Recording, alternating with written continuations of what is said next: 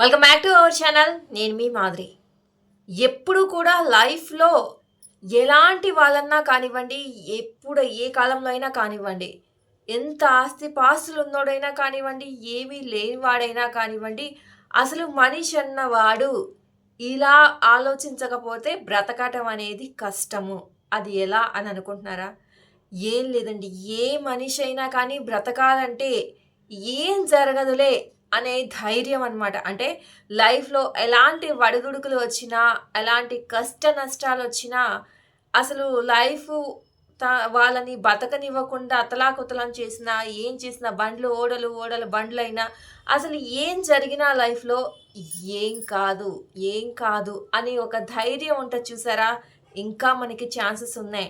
ఇంకా మనకి హోప్ ఉంది. మనం బతకగలము. ఇన్ని కష్టాలిచ్చిన ఆ దేవుడు ఖచ్చితంగా ఒక ఉపాయము, లేదంటే మనం బతకడానికి ఏదో ఒక సొల్యూషన్ ఇచ్చే ఉంటాడనే ధైర్యం ఉంటది చూసారా? ఆ ధైర్యము మనిషిని బతికిస్తది. ఆ ధైర్యమైనా ఉండాలి. లేదంటే ఏం జరిగితే అది జరగనివ్వు. లైఫ్ మనల్ని ఎక్కడి దాకా తీసుకెళ్తుందో చూద్దాం దాన్ని కూడా అనే తెగింపు. తెగింపు లేనివాడు బతకలేడు. ఏం జరిగినా కానీ మరలా ఒక మంచి రోజు వస్తది అనే హోపు, ఆ ధైర్యంతో బతికేవాడు. ఈ 2 ఉన్నవాడే లైఫ్‌ని హ్యాపీగా లీడ్ చేయగలడనమాట.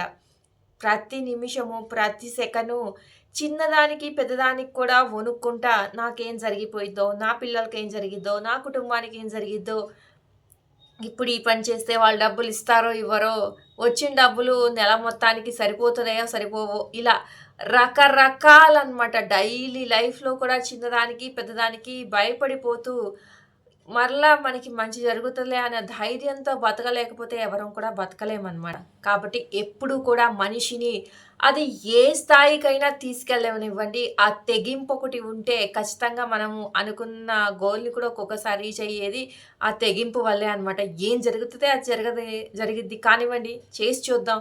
చేయకుండానే ఏం జరిగిద్దో అన్న ఇది ఎందుకు అని చెప్పేసి ఎప్పుడైతే ఆలోచిస్తామో అప్పుడు కూడా చాలా సార్లు మంచి కూడా మనకు జరుగుతది.